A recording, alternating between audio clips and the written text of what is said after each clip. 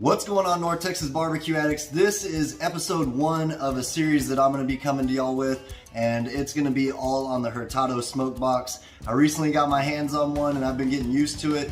This is the very first barbecue cook video that I'm putting out.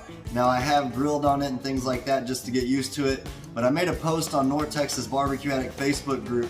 What kind of cooks do y'all want to see on the smokebox? And beef ribs was one of the main ones, so that's what I'm going to start with, but I'm going to bring a lot of videos to y'all on this Hurtado smokebox. I'll have the information down below in the description box. We're smoking Dino Beef Ribs today from Six Brothers Beef Company. These are going to look awesome on that smoker, I have no doubt about it.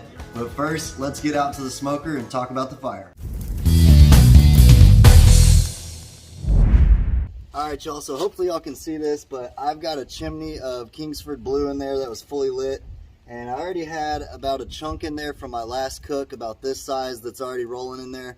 I'm going to toss 2 more in, and we're going to try and get our temperature to maintain around 260 to 300 degrees. Brandon said that's the best temperature he thinks for this cooker. It's its comfort zone. It's set it and forget it situation. I'm really looking forward to seeing how these beef ribs turn out. I know y'all were asking too, so I'm going to let this regulate a little bit, and when they do, or when the grill does, I should say, we'll go ahead and get in the kitchen and get these beef ribs seasoned up while that's happening. So let's get in the kitchen, get these dino bones seasoned up from Six Brothers Beef, and then by that time this cooker should be ready to rock. Alright guys. Alright, so we got our beef ribs out of package. This is what they look like. Again, these are from Six Brothers Beef Company. Huge dino bones, guys.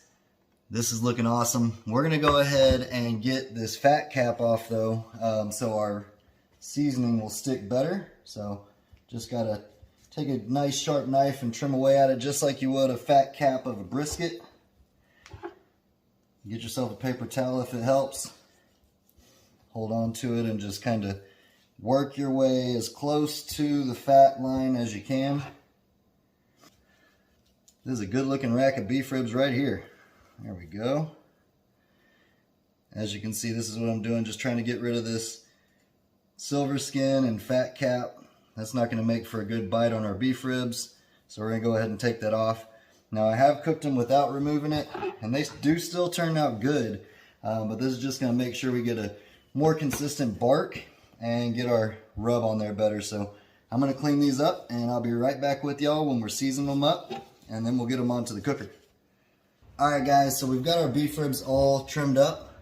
Now you can see there's still some fat right here. That's going to render out during the cook, but I wanted to make sure we got that silver skin off and the other fat that wouldn't. So this is looking good to me. I've got some salt, pepper, garlic mixed up in here. I would say it's about 40% salt and the rest of it's made up of the pepper and the garlic.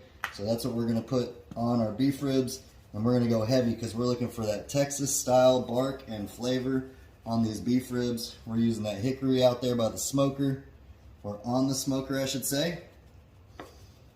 Now this is going to be perfect for these dino bones. Again, I'll have Six Brothers information down below in the description box. I know a lot of people on the group were always saying it's hard to find good dino beef ribs. They consistently have them, so check them out. Don't need a whole lot of seasoning on the backside there, but I do want to put a little bit. We do want to get our edges.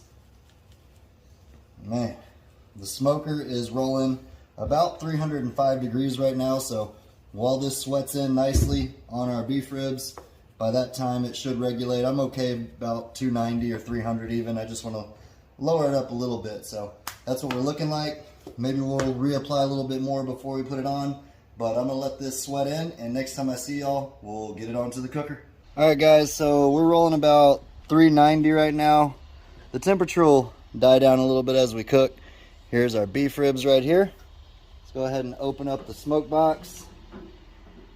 We got that Hickory rolling. We got all deflector plates in right now as well. There we go. That's what it's looking like.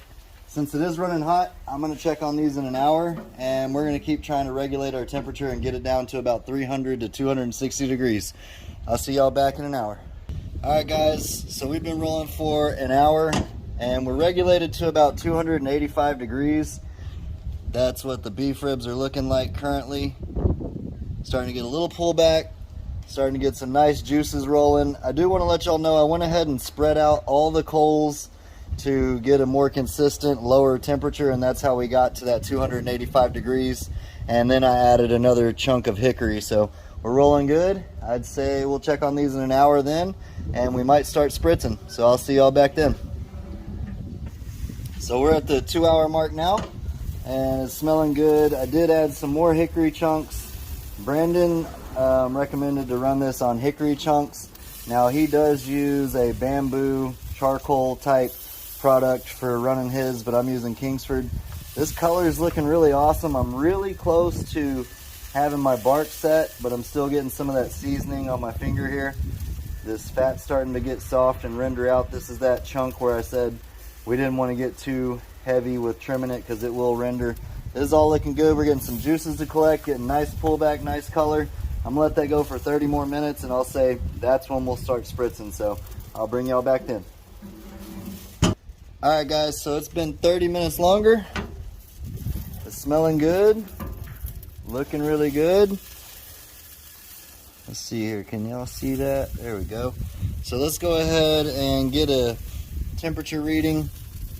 We are back up to right under 300 degrees. I've been adding wood chunks as I've needed to. We're at 167 in that area right there, right over 170 in that area. Smelling awesome, got some good pullback, great color. I did mix up a little bit of a spritz. This is about 10% Worcestershire and 90% water.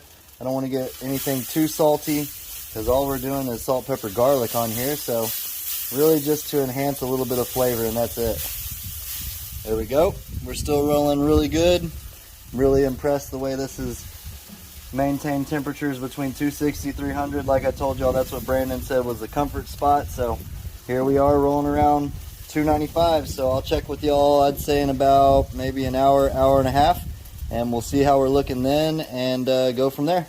I'll catch back up with y'all. All right, y'all, let's check on these ribs here. Smelling really good. There we go.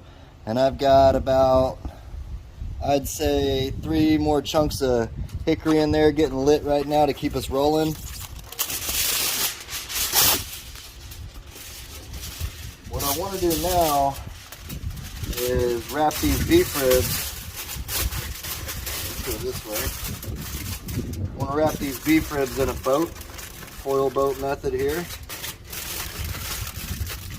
People have been doing stuff like this, I know, to get better bark and also still get a little bit of steam action because the bottom is cutting, and then also obviously to protect the bottom as well. So we're going to try that out today.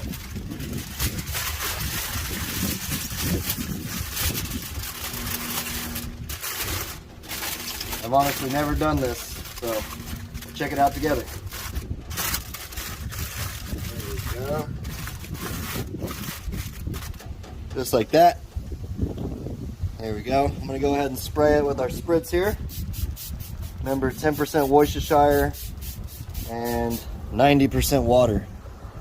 We're going to go ahead and shut this down, and we'll check on it in an hour, and we'll check the temperature. All right, we're humming right around 300 degrees. Ooh-wee. Look at that beautiful colored bark we're getting. I have spritzed about 2 times now, so in between last time we checked on it, do one more time here. Remember, if you're fast forwarding or just getting to this point, the spritz is made up of 10% water, or I'm sorry, 10% Worcestershire, 90% water. Ooh, we're getting real close. That almost went in like butter. 165, 182, 198. So we're anywhere from the mid 160s to 190s. So that's what you got to do. You got to pay attention to all the points in it. Now we want to make sure that biggest point gets good and tender. Everything needs to be probing like butter. And then of course, since this smaller area doesn't have as much intermuscular fat, that's going to take a little bit as well. So we like to probe right about in the middle is the one I'm paying attention to the most, and we're at about a 176. So I'm going to shut this down, and next time I see y'all, this will have got to about 203 degrees internal and rested for probably an hour or 2, and we'll slice into it and give it a try. Alright y'all, and after we reached around 200 degrees internal, this is what we have. Now y'all know we put it in the foil boat, and now they've rested not as long as I'd like them to. We're gonna let them rest a little bit longer still, but I am gonna slice into these just for time's sake. So we'll slice into the smallest one. We got some good membrane still here, it's still holding together. This one's almost out, but so far so good with that foil boat method. Let's go ahead and cut down the beef rib here. Check that out. First cook, as far as a low, slow smoke or a barbecue session goes on the Hurtado smoker. So this is what it looks like right here, guys. Still got good membrane on there. That fat's rendered well. Look how juicy that is. Jeez. All right, let's go ahead and slice this right off the bone. These dogs are wanting a little bit of it, I can tell you that. Watch out, brisket. No sir, no sir. Now I have a heat glove on under this, but look how juicy that beef rib is. Let's slice into it. Oh yeah, that's tender as could be. Like butter. This is gonna be awesome. Let me show you the smoke ring from this piece here. Look at that. That looks awesome. All right, let me get this camera turned around and we'll give it a try. All right, gang, just like that, we've got some awesome smoked beef ribs. Look how juicy that is. Remember, our spritz was 10% Worcestershire, 90% water, and we seasoned this with salt, pepper, garlic, and we were smoking with Hickory and Kingsford Blue. This looks as tender as could be. As far as the very first smoke goes on the Hurtado smokebox, everything went good. You know, you need to manage the fire a little bit here and there by adding chunks, but I mean, that's what barbecue's about. It's a lot of fun. So enough talk, guys. Let's give it a shot. Wow, man, you got a good smoke flavor. You got that awesome rub, that salt, pepper, garlic that we put on it. This is as tender as could be. That is some really good beef. Again, check out Six Brothers Beef Company. I'll also have the Hurtado smoke box information down below in the description box. We got a decent smoke ring on it. It's tender.